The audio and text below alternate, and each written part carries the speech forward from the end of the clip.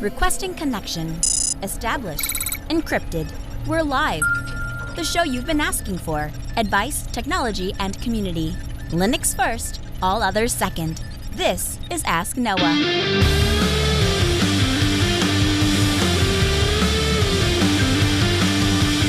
Live from Altispeed Technologies, the Ask Noah show starts right now. This is the show where we came to do all the things on Linux they said couldn't be done and take your questions on how to do the same. The phone lines are open this hour to be a part of the program. It is a free call, 1-855-450-NOAH. It's 1-855-450-6624, or send an email to live@asknoahshow.com. My name is Noah Chalai. I am your host. Delighted to be here with you as another episode of the Ask Noah show kicks off this hour. Joining me, my co-host, Steve Ovens. Welcome in, sir. Good evening, sir. How are you doing? It's been a great week. Last week was a little rough. It was a little too busy for my liking. This week things have kind of slowed down a little bit, and I've had a little bit more opportunity to kind of live in my technical exploration area, which is my happy place, Steve. I know how that goes. Sometimes I get very disconnected from doing the technical work as an architect, and then when I get back to it, I'm like, oh yeah, it's like coming home. Well, and the part of the problem is, like, when you eat, live, and breathe tech, and that's also what you do for work, then you get done and it's like, oh man, you know what I really should do? I should go configure my switch and set up this server. But you know what I don't feel like doing after configuring switches and setting up servers all day? And yeah. It's the whole, like, the shoemaker's kids has no shoes. Hey, 855-450-NOAH. It's 1-855-450-6624. The email live@asknoahshow.com. James joins us from Idaho. Hey, James, welcome to the program. Hey, need to know something about Linux, and the mount points for USB seems to be changing all the time. I'm trying to make a script that will look for a USB drive based upon the label, but the internet says you need to look in two or three different places. One says MMT, and one says media.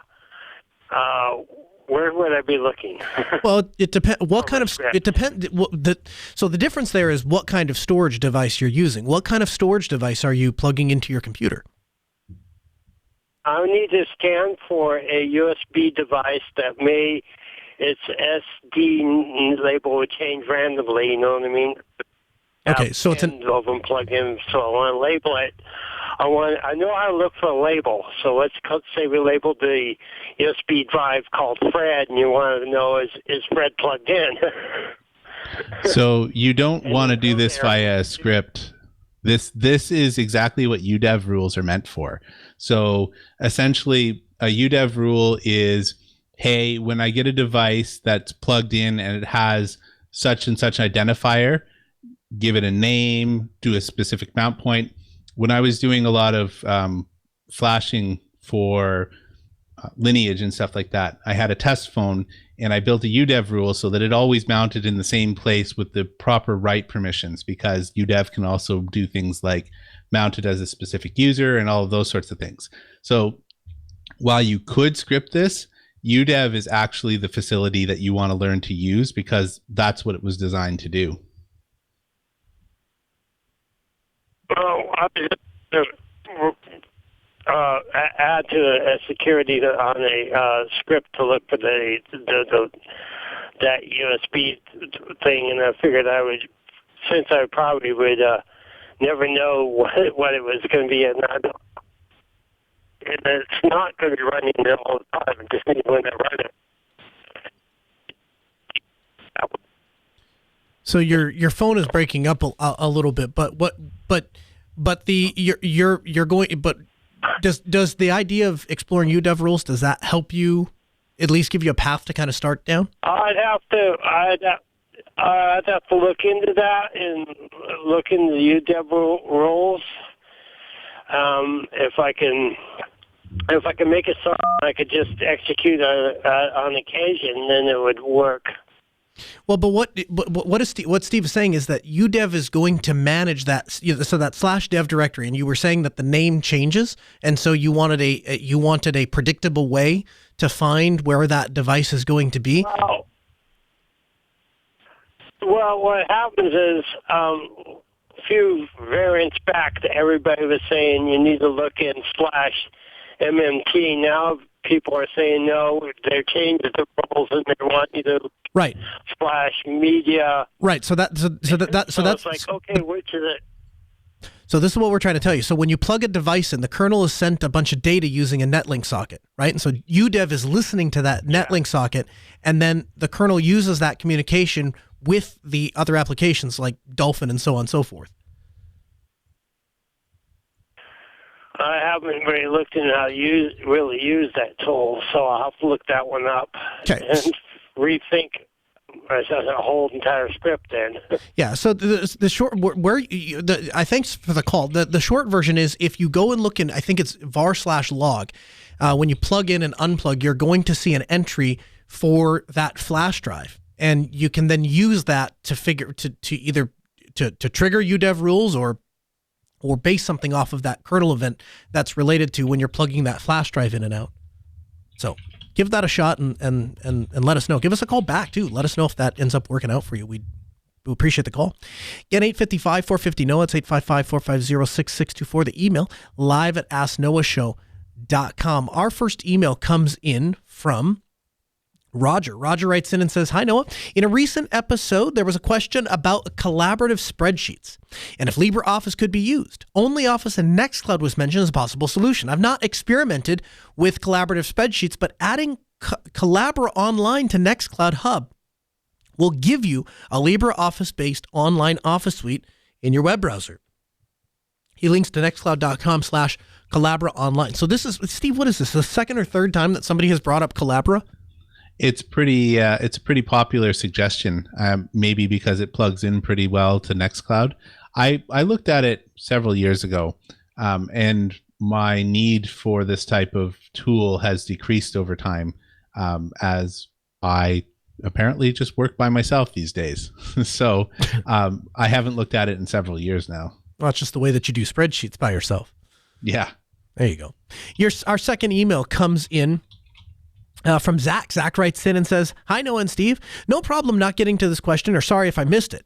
I figured this out and I just wanted to update you on, there was a multitudes of issues here." He's following up on a previously asked question about Thunderbolt 3, a Gen 2 dock with an X1 Carbon. He says, the first thing was the firmware for the dock was way out of date. So the first thing he did was updated the firmware. The second thing is the cable that he was using wasn't a good quality USB-C Thunderbolt cable. So he swapped that out for a proper Thunderbolt cable. The third thing then was that the power supply needed to be the 230 watt version with the Y-splitter cable to power both ports on the dock. When he received the dock without the cables and the power supply, he didn't realize that there was a bigger and more expensive power supply available, even though it costs more money. Now, I have to tell you, I have an X1 Carbon, and we issue T480, T490 series laptops at Ultaspeed. We have a lot of Thunderbolt docks. I've never had to use the 230 watt power supply to get any of them to work. On top of that, I would also say that we just recently purchased one of those 230 watt power supplies because we were trying to power a Dell Precision that required more than 100 watts of power. Found out that doesn't work, by the way. So I'm glad that you got it to work. And certainly, thanks for writing back in and letting us know. And so if there's somebody else out there that is sitting there saying, "Hey, I have this problem too," might be a path you can go down. But I think there might be something else going on. I'd be interested to know if you used a proper Thunderbolt cable and the regular power supply with updated firmware, if that alone wouldn't solve your problem. But in any event, we appreciate you writing back in. Thanks for keeping us in the loop. Our third email comes from Tony. Tony writes in and says, "I have set up an instance of Nextcloud on a standalone PC in my home network. My wife and I share a single account for our Google Calendar. What I'm looking to do is sync Google Calendar with Nextcloud. I want to edit the Google Calendar and tasks from Nextcloud while leaving my wife's workflow intact. I do not have a domain available for use, which Google integration seems to require. Do you know of a way to sync the two systems without a domain? Respectfully, Tony." Steve, your thoughts? Honestly, when I tried to tackle this back in the day, it was just easier to say, you know what? Here's the Nextcloud calendar. Give me your phone. I'll plug your calendar into this. And then we just use the Nextcloud calendar. And I just did a whole hog switch because she used her phone mostly to interact with the calendar. So this was back several years ago, and that worked for us pretty nicely. I know that you can get an iCal link for your Google Calendar and then add it into Nextcloud, but that doesn't allow you to use Nextcloud to edit your Google Calendar. It just gives you that one-way kind of read access to it. So I'm not aware of a way to do this. It might be out there. I'm just not aware of it. So I'll tackle the second part of this question. He said that he doesn't have an available domain to do this, and Google integration suggests that there is a way to do this if he has a domain. So one of the things that you might consider doing is setting something up like dynamic DNS. Even if you're using like a DigitalOcean droplet to rent your server and you have a static IP address, it's if you need to be able to enter in a DNS name and that's all you're looking for, there's certainly a way to do that. And you could use one of the many, DuckDNS or DinDNS, plenty of available options out there, but dynamic DNS might be a way that you could get yourself a domain without having to pay for one. There's a couple of TLDs that are available for free, but from what I understand, there's a couple of hoops that you have to jump through. So, I mean, a domain's only $15 a year. I mean, go to registerforless.com, find yourself something. Might be an easy way to do that. But if not, I would go with one of the dynamic DNS services. How do you like using just Nextcloud, Steve? Particularly, I guess, maybe let me rephrase that question. How does your wife like Nextcloud as compared to how did she like Google Calendar? Well, because she just interfaces with it on the phone. There's no trouble at all switching.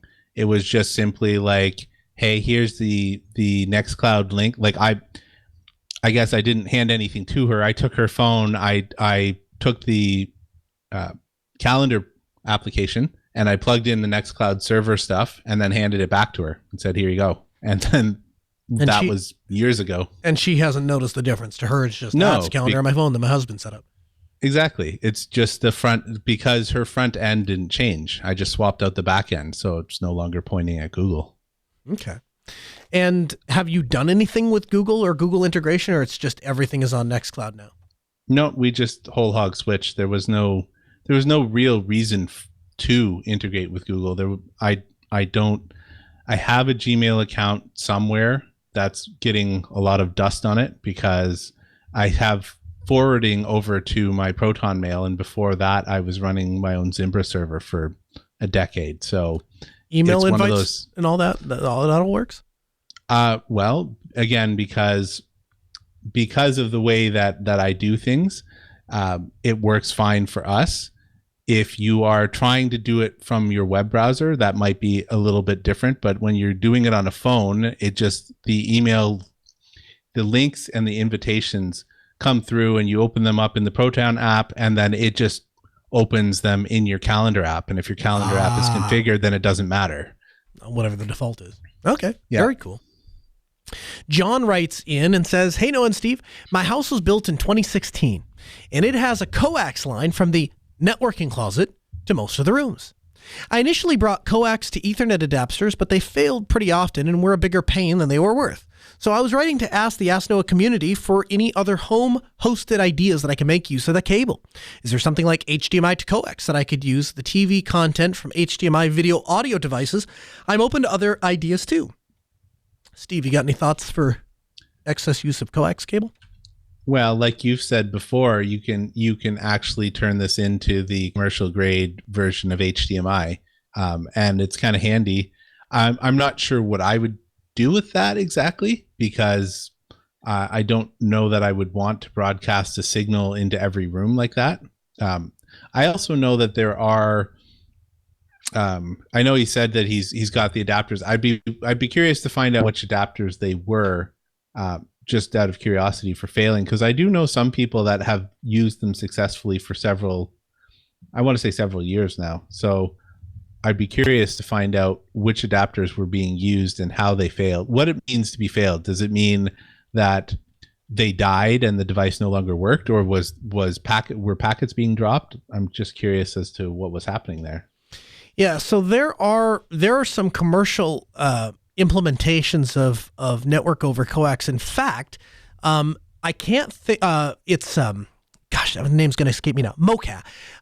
So Mocha is it's MOCA, and it's heavily used in the TV industry, and it's what they're using they have these little IP boxes that are doing their streaming of their content, and obviously because they're a TV service company, everybody's assuming that their service is going to go over coax, and so houses already have this coax already run to all the TVs. So they put these Mocha boxes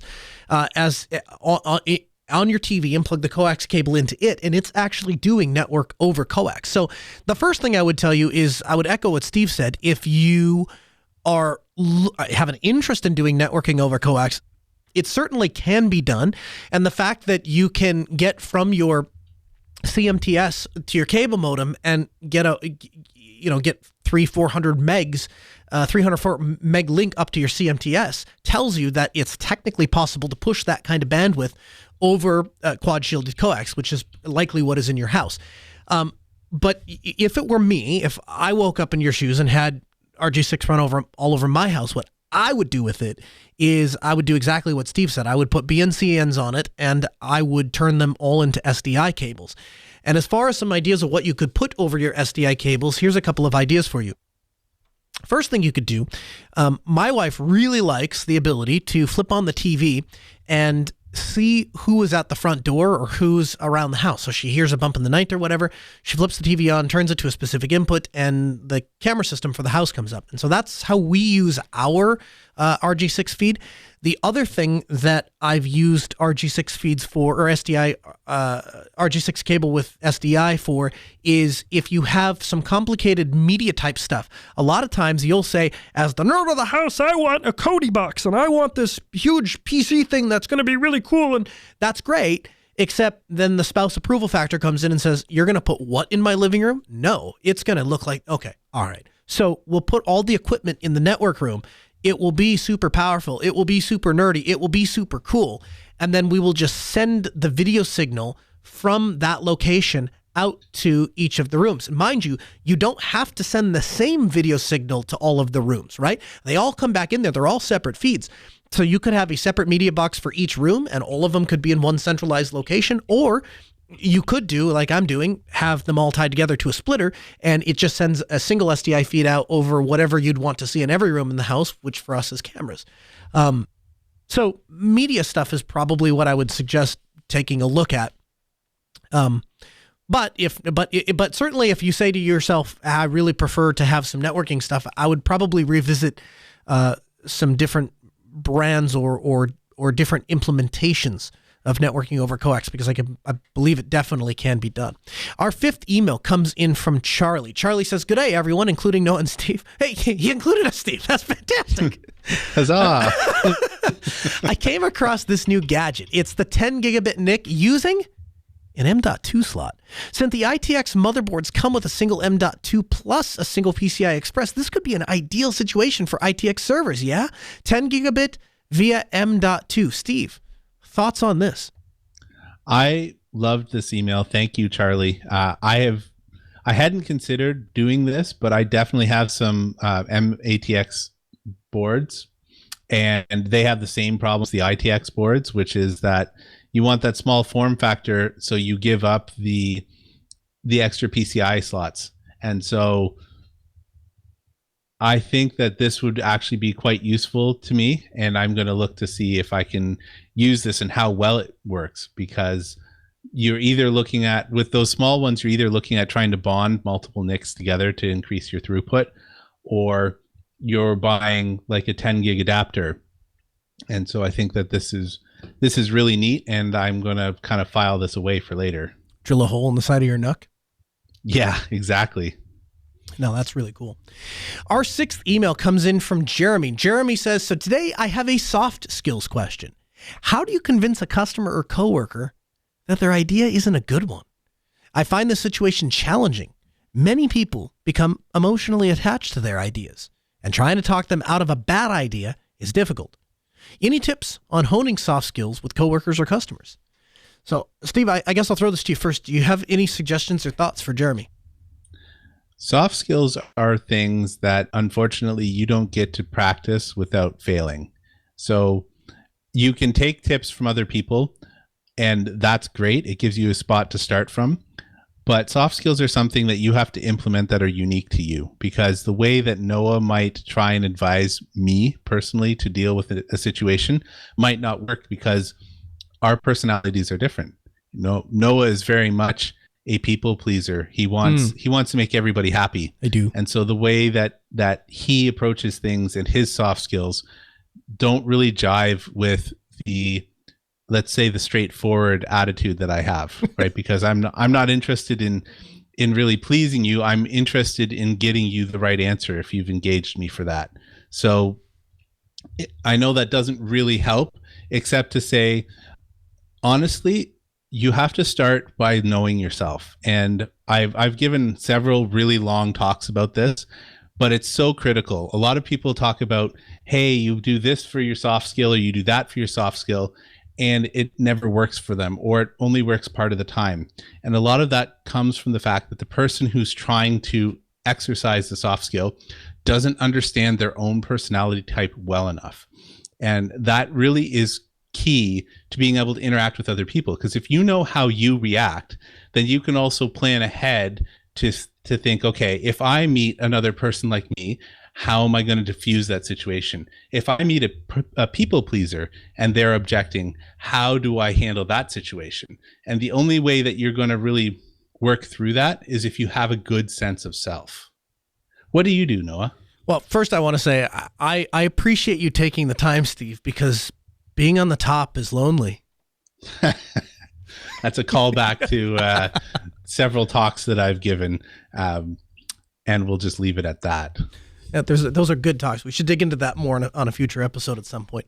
But so back to Jeremy's question. So how do you convince a coworker that their idea is a bad idea? So yes, people become emotionally attached to their ideas. Here's what you should understand, Jeremy. People are emotionally attached to their ideas in large part because do you know what the number one factor that leads to people leaving their job? The number one thing that causes people to leave their job, and that can either be they leave their job because they quit the job or they leave the job because they get fired. But the number one underlying factor that leads to that is when people don't believe that they have a meaningful impact on the work that they're doing. When you show up to work and you feel like you're a rat in a wheel and you're punching a clock and you're going through the actions, but your suggestions fall on deaf ears, nothing changes. I've worked inside of these environments. I've seen this firsthand. It is a horrifically toxic thing that happens inside of workplaces.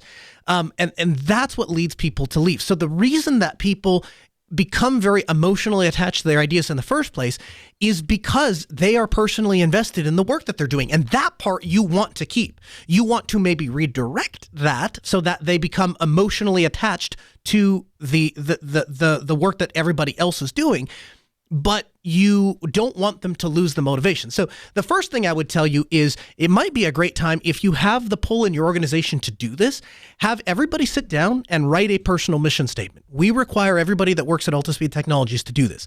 If you work at our company, you have to write a personal mission statement, and your personal mission statement has to be in line with our company's mission statement. So when we go out and I ask you what you do, or a customer asks you what you do, you know that answer and you've internalized that answer, and you wake up every morning prepared to do that thing because you understand what you're skating towards. And so a lot of times, if you sit down with a coworker, and I'm not saying it would be any this specific situation, but a lot of times when you sit down with a coworker or you sit down with a team member and say, hey, can you tell me what it is you do here and how is that in line with what we're trying to accomplish as a company? You'll find sometimes that there's this massive disconnect and that what they're trying to do isn't even compatible with what we're trying to do as a team. And so that's an opportunity for some correction. The other thing I would tell you is the best correction comes from clarifying questions as opposed to assumptions. So when I sit down in my office and somebody comes in and says, here's my problem, it's X, Y, and Z, instead of saying, here's what you should do differently, or here's why you got that wrong, I oftentimes will try to lead that person to the same end conclusion, but by asking questions.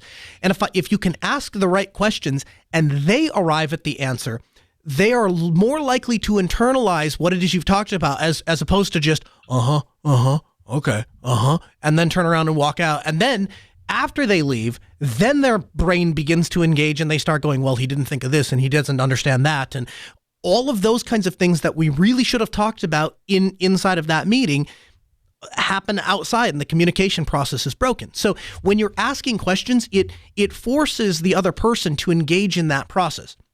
So that would be tip 2. The third tip is, and this directly addresses what you're talking about, how do you tell somebody that their idea is a bad one?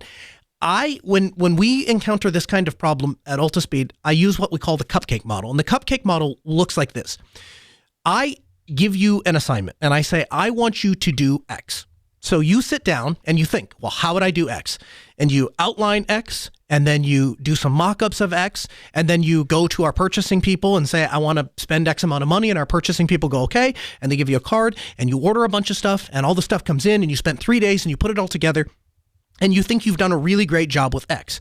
And you come in, one of the things, every time we have a process for our R&D stuff before we ever put a solution out for a client. And the last stage in that is what we call peer review. And peer review is, hey, I've built this thing. I'm pretty sure this aligns with all of our values and solves a problem the way that we would want to solve it and serves the customer and all those things. But does anybody see a problem with it? And that's the time where we say, we don't understand how you set that up. So if you leave the company, we're going to be in a real hurt. That's the time where we sort that out. And peer review can often be a source of anxiety for a lot of people, because it's the time where they spent weeks putting this thing together, and now they come in front of their peers and say, here's what I think we should do. And everybody more or less says, here's why we shouldn't do that. So kind of almost directly talks about what you're saying. What I try to encourage people to use is the cupcake model. So you come in, you've built your cupcake, you frosted it, you've put the sprinkles on it. It's a beautiful cupcake. You think it's ready for presentation. You're ready to set it down on the table, and everybody can partake of this beautiful, perfect cupcake. And you bring it into the team room, and everybody looks at it, and immediately people go, oh, that's a great start. But you know what? It needs a candle here, and it needs a stick here, and these sprinkles there, and this color there, and more frosting over here, and less frosting over there. And pretty soon, by the time you're done, 8 other people have messed with your cupcake, and it doesn't even resemble your cupcake anymore. Now it looks like something entirely different. And there is this, I guess, temptation to say, well, that wasn't my cupcake. And rage quit, right? Oh, I spent all this time and everything I do is terrible. And no, I would encourage you, and I encourage all my team members to say that cupcake is better because we all participated and made it better. And oftentimes, if you get an objective view, the cupcake that comes out of 7 or 8 people working on it and offering input oftentimes yields a better product than a single person can do, even if that single person is very well-intentioned, very motivated, and puts a lot of effort, very good at their job, very smart. It's in the counsel of many, wisdom is found, and that is more often true than not. And so you are unlikely to be able to attack this problem head on, to sit down with a coworker and say, your idea is a terrible one and you should drop it. If you're in a position of leadership, you can say something along the lines of, you know what, your job is to tell me no. I appreciate perspective from you more than anything else, so I definitely want your perspective. The way that process works is the following. I will present an idea to you. I want you to go home, chew on it. I want you to give me ideas, come back with your suggestions. Then I will make a final call. And then I would like everyone to fall in line. And let's make sure that we go attack this problem the way I said we should attack this problem, because that's how we do things here. So you can take that approach. And clarity in that sense is probably good. But a better approach, if it's feasible, is to, even if the team member or coworker thinks this idea is a really great idea, and even if you think it's a really terrible idea, is there some way that you can use the collective input of either yourself and that team member, or all of the other team members, to maybe it doesn't represent what either of you think, but it comes out a better holistic solution. Again, without details, that's probably the best I can do with that. And if you want, you can email us in and give us some more details, and we could dig into that a little deeper. But the long and the short of it is, I guess, don't always assume that the idea is bad. Sometimes there might be hidden gems, even what on the surface are really terrible ideas, and calling terrible ideas out right on the face and just saying, oh, it's a terrible idea, crushes the motivation of the person that presented the terrible idea, and oftentimes will prevent or at least hinder them from bringing a new idea the next time around. So take that for what it's worth. So I think that I agree with a lot of what Noah says. However, because I tend to be a lot more individual focused and less on team building. Like Noah has a team and he's also the man in charge.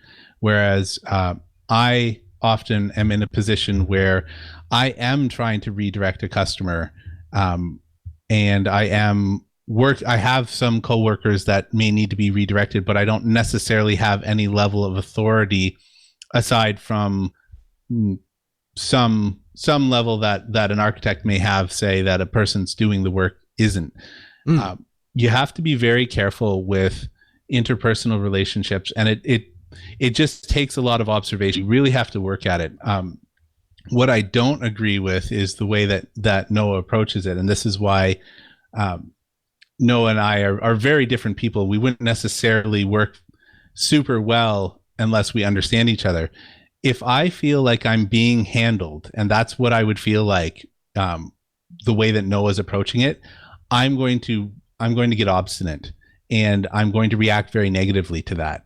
And there are other people that are going to shut down because maybe they're a little bit timid to begin with, and so they've put forward an idea, and any kind of thing that's going to be, the wind blows a little bit and they fall over because it took a lot of courage for them to speak, or maybe they're a slow thinker. And you really have to be careful with how you're handling individuals, because you can't just apply the same thing across the board. If you're the boss, you can, because people just kind of have to eat it, as it were. But it takes a lot of time to try and be able to quickly identify what makes a person tick enough to be able to effectively handle and give criticism. So I would just put a large amount of caution here. You can try this with people that you're very familiar with, but if you're trying to redirect a customer, you can do this a little more than you can do it with a coworker, because with a customer, they're coming to you for your level of expertise, right? And there are many ways that you can handle this, right? You are in the unique position that they've brought you in. They're spending some amount of money or intending to spend some amount of money with your company, and therefore they recognize you have skills that their team doesn't have, because if their team had it, they wouldn't pay for you to be there. So you have some leeway there, but it does go back to trying to be able to read. In the case of a customer, it's not so much the personalities, although it is that as well, but more the motivation, right? What is the motivation of the customer for bringing me in? Is the customer using me as a hammer against their organization, which absolutely happens? Are they using me the as... red hat guy said. Exactly. That happens a lot. Or are they using you more surgically, right? They're trying to push forward a tiny agenda. They're looking for people who are going to back them up. So you're with the customer, you're more interested in their motivations. With a coworker, you're much more interested in that long-lasting interpersonal. And that only comes from observing people and how they react to various situations, and getting really interested in what makes people tick in general. And don't confuse that for you actually care about what other people are doing. You don't have to. You can absolutely just be really interested in solving the puzzle of what makes a person tick with not actually caring too much. So you can divorce those two. Dig a little deeper, if you don't mind, into what you mean by "I would feel handled." How what does that mean exactly? And dig into that a little bit, if you would. So the way that I prefer to be interacted with, and there's a small minority of people. It's about 7% of the population have this kind of personality, where there's a lot of people that will say they don't want to be handled, but there are a very small minority of people that actually react super negatively to that, and that there's a lot that's involved in that. So for me personally, I put a lot of time and effort into developing something before I actually make a stand on it. So Noah or anyone that knows me can attest to the fact that I will tell you straight up, I don't know. I might make some tiny opinion of like, I think it may work like this. But if I actually come out and say, this is what I think, I've put some significant thought into that ahead of time, which means that if you are coming to me and you want to make an adjustment and you come at it with like, hey, let's get everybody together and, like kumbaya and we'll all sing songs. I'm like, you're handling me. Like, I'm a big boy. What is it that you're getting at? And that really tweaks me way more than a direct criticism. Like direct criticism can sting a little bit and I may take that back and think about it. But the whole, like, when I feel like I'm being handled, that builds resentment, right? Like you don't think enough of me to address the problem directly to me, that you have to shield yourself in like groupthink. That speaks to the fact that you don't think I can handle it, that I'm not professional enough to be able to tackle this job. Like there's a bunch of loaded emotion that comes across with that. And so you have to be very careful when, if Noah's the boss, then I'm going to eat that because he's the boss, but I'm still not going to like it. Like there's a much better way to deal with me than that. And that would not go well. So from Jeremy's perspective, if his coworker comes in and let's just say, and I'm just going to make something up here, he says, hey, I think we should put in 802.11b access points in the entire building because you know what? Gosh darn it, those things work so much better than this new confangled crap, and that's what we should do. If you just tell, we'll call him Bob, hey, Bob, that's a terrible idea. We're not ripping all the good access points out and pulling crappy ones in. I mean, that would be a very direct approach, but it would probably not... Bob would not be terribly receptive to it, yeah? Well, you're right, except so the question would be, so I lead with questions like you do, like you mentioned, although I lead with questions that have a very big point to them. So I might say something like, so what is it that you like, why is it you want to put in these the B standard? Exactly. Are you thinking that we're getting too much interference from the wall and Yes. you need to have like a bigger wave to get through the hard surfaces? Yes. Right. So that I'm leveling a criticism. Like I ask a question and level a criticism at the same time, but also give you I let you know that I can see a legitimate point for that. Like I try to come up with the most legitimate point that I can see for your silly idea, and then bait you with, hey, is this what you're doing? Because then I probably have an already prepared response for that. Yeah. Yeah. So so it's asking that clarifying question.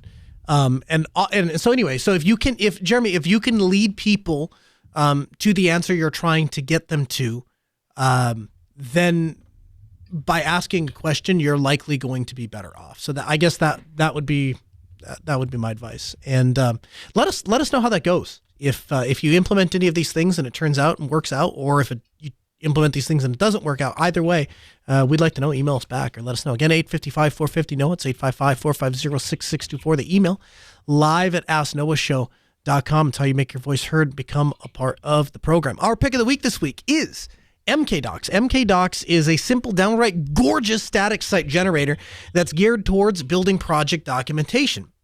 So I have become a huge fan of static site generators.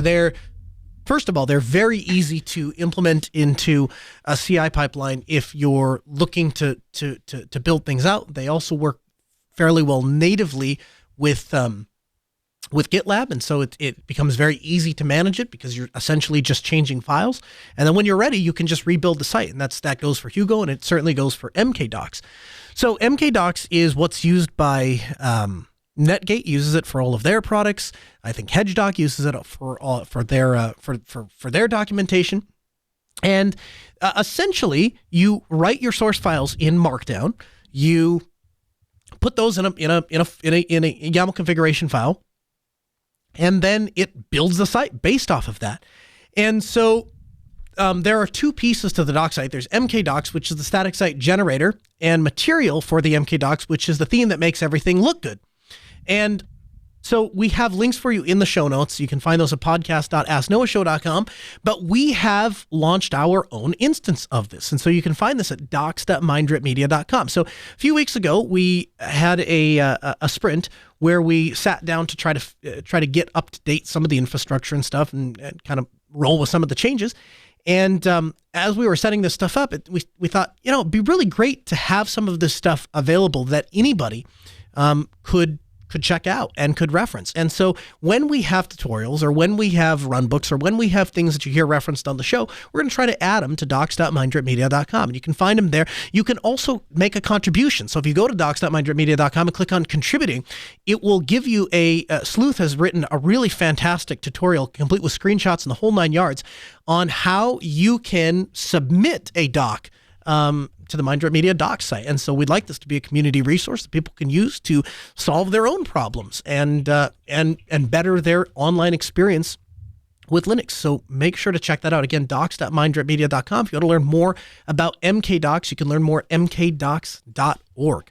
Our gadget of the week this week is the Unihertz Titan Pocket. So Unihertz is a cell phone company that came into my existence or into my life a few weeks ago, and I noticed that they are a niche cell phone manufacturer. So a bunch of cell phones that no other manufacturer would touch because they're just too much of a niche market, Unihertz picks up and does. Now, the downside is they're a Chinese manufacturer, so it comes with all of the security and privacy implications of having a Chinese-made phone. But if you can look past that, or if you're just looking for a toy like I am, and that isn't much of a concern to you, then I would highly recommend that you check out the Unihertz Titan Pocket. So this is a straight-up BlackBerry ripoff. I loved my BlackBerry Keystone 2. It was fantastic. I love having a physical keyboard. I spend so much of my time pulling my smartphone out, responding to messages of some sort, that it just makes good sense to have a physical keyboard. And the Titan Pocket is a very robust, very well-built phone. Unlike the most of the smartphones today that are, well, let's make it thinner and let's pull the battery out and let's do, and all of a sudden you wind up with this paper thin thing that bends and eventually the screen snaps. This is the opposite. It's a very robust, very thick, very well-built industrial style phone. Ships with Android 11. And the reason that it kind of passes the, hey, that's something I could spend my money on, it is available to be flashed with Lineage OS. So you can run a completely open source or de-Googlified operating system on this device. You get the physical phone or physical keyboard. You get a phone. It runs Android, has a Type-C charging jack on it, a 3.1-chin display. If you don't want to flash Lineage on it, it still comes with Android 11, so it's still current operating system that's on there, and a decent overall product. At $299 gets you the Titan Pocket. Same company, Unihertz, also makes the Jelly 2. Now, the Jelly 2 is really unique. Instead of being a BlackBerry ripoff, this is the world's smallest Android phone. So this thing is teeny tiny. It's just bigger than your palm, and it's $200. So it's a little bit bigger than what you would think that a pager would be. And because of that 2,000 milliamp battery is going to last you all day long. Now, the Jelly 2 ships with Android 10. It is also flashable with Lineage OS. It features a dual SIM, a micro SD slot. It features a fingerprint scanner. The screen is 3 inches. So it is a tiny, tiny little phone. But again, charges with Type-C, comes with a little lanyard and a little case. $200.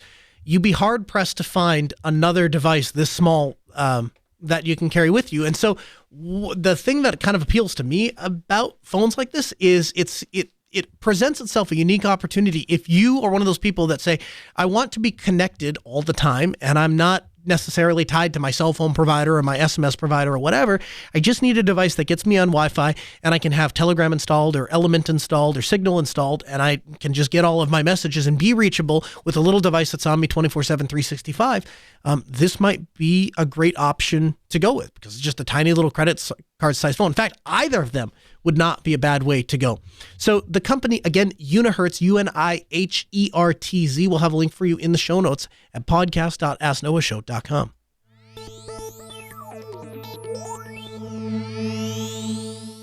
In the news this week, Google Analytics and Privacy Shield. So the legislation was invalidated in 2020, and of course this had far-reaching consequences for services that were based in the United States that were operating in Europe, because they were no longer allowed to transfer data of European citizens to the United States.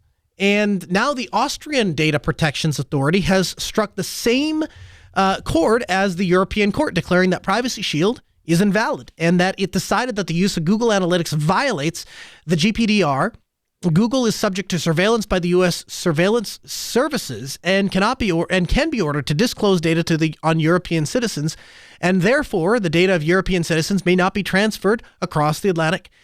The thing that I think is of most interest here is the American Cloud Act authorized the ability to demand personal data from Google, Facebook, and other U.S. providers, even when they're operating outside of the U.S.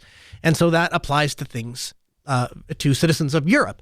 And what was interesting to me was when the court looked at this, what they eventually decided was, and I quote, "The decisive factor for the legal assessment of the use of Google Analytics is not whether a U.S. intelligence agency actually obtained the data or whether Google identified the user.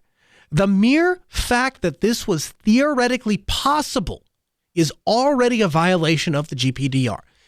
The fact that this is theoretically possible." So they've looked at this and said, because this is technologically possible to do this, whether or not it's being done is completely irrelevant. And that is oftentimes the track that we get off here in the U.S. We say, well, no, Google would never do, they do no evil.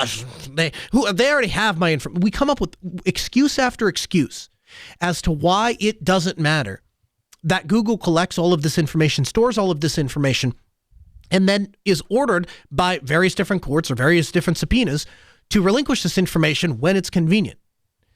And so this is another strike against this idea. And I guess what I took away from this, Steve, is that, you know, when you look at what happens over in the EU, they make decisions and they do care about privacy. And because the EU doesn't have the massive size corporations that we have here in the United States, they are able, nobody really pushes back on, yeah, I mean, Europeans should have privacy. That seems like a good idea.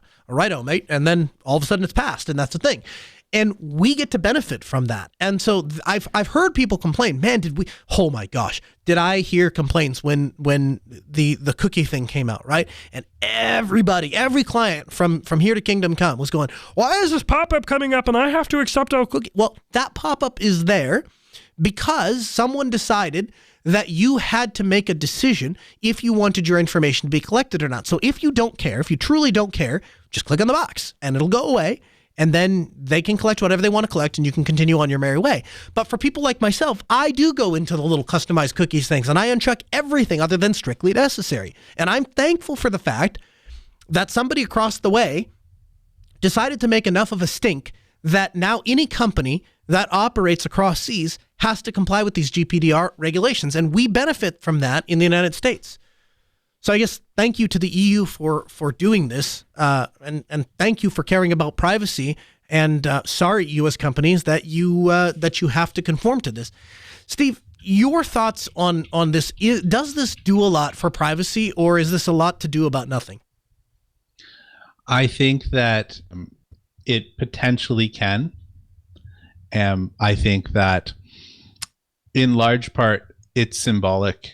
I think that just because you can opt out of cookies, which by the way I also do, I go in immediately and just put whatever strictly necessary, doesn't mean that they're not going to find some other way to do this, or just to continue doing it anyways, because we see the fines that are coming out of Europe. And really, they're kind of a drop in the bucket for most of the companies that are receiving them. So there's definitely some positive, and I'm thankful that there are motions happening. Although I'm not wholly convinced that these things are done for the European privacy as much as it is a way for a group of nations to kind of fight back against something that they had little control over before. And I think that's largely what the motivation is.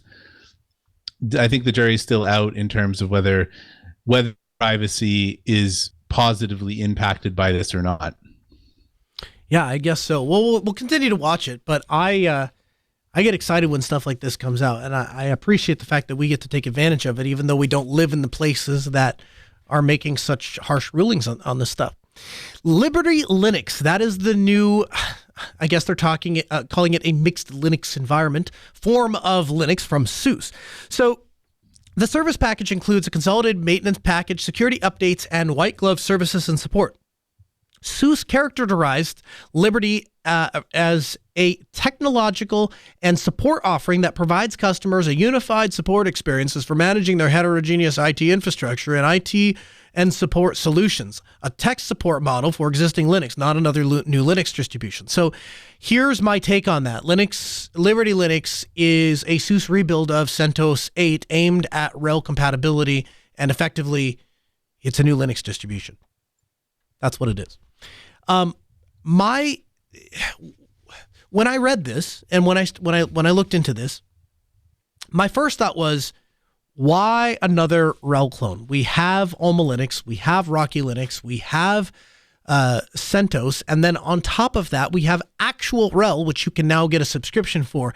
So I question why the benefit or what the need from another commercial entity to provide another RHEL spin. But I've always seen SUSE as kind of a baby Red Hat, so I guess to a certain degree, if that's kind of what they're going after, maybe it does make sense to have a full-on ripoff of Red Hat, and then they can use that. Steve, have you played with Liberty Linux at all, or have you looked into it at all? You know what? I'm not going to touch this one. Fair enough. I'm a little too close to it. Nope, that's fair enough. So I guess this will be interesting to see what happens. I think that SUSE oftentimes can cross paths with Red Hat customer base, and I think there is an opportunity for them to serve those customers. I think oftentimes when I have found myself in the position of having those conversations with clients and they say, well, have you heard about the SUSE thing? Or we heard about the SUSE thing, or we tried this thing on SUSE. Oftentimes when we actually dig into what their requirements are, I've yet to really come across a situation in where SUSE was able to deliver a product or service that Red Hat couldn't do, or one of the Red Hat derivatives couldn't do. And so I really struggle at what they're aiming here. But Liberty Linux, it's around, so we'll continue to watch it. And so long as SUSE continues to be an organization that is around and it doesn't get sold again, hopefully they'll continue to maintain it. We'll have another RHEL clone that's now developed by yet another corporation that has a competing Linux distribution. Is what it is. Strange world. Hey, couple of announcements before we get out of here. We have our monthly lug coming up. That happens this Thursday. If you're in the Grand Forks area, we'd invite you to join us. It'll be at Altispeed Technologies top floor. Check out the docs.minddripmedia.com and Community Night. This is going to happen next Thursday. It'll be Thursday, the February 3rd at 7 o'clock p.m. We'll be online. We'll be hanging out. It'll be kind of an online party. We're going to try to answer some of your questions we can't get to during the show. Have a good week.